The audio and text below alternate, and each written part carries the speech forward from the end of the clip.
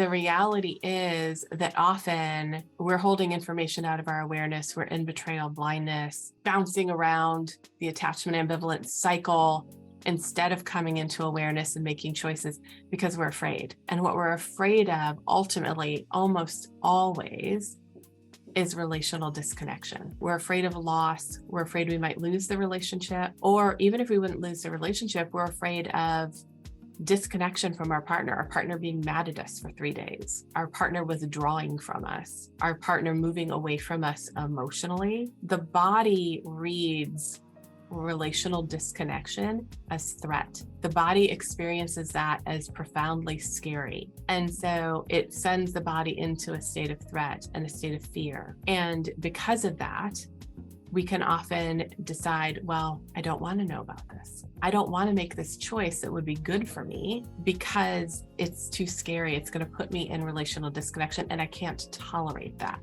So for betrayed partners, healing often is an entire process of learning how to hold on to yourself and build your internal resilience and expand your window of tolerance so that you can actually tolerate those scary moments and you can actually do the scary things.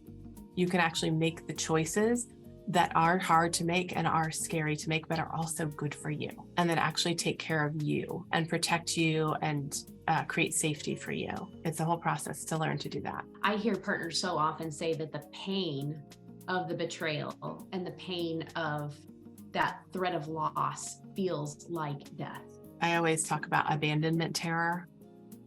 For some partner, some people, not at all, but if you have childhood trauma where you experienced neglect or you experienced any form of abandonment, then often relational disconnection in your adult relationships rings the bell on that childhood neglect and abandonment and makes it even bigger and even more scary and can give you this fear, this abandonment terror kind of fear, that you have to work through. One of the things I always say to my betrayed partners that I'm working with, and this comes from Pia Melody. Pia used to say this. Pia, they wrote Facing Codependence and Facing Love Addiction.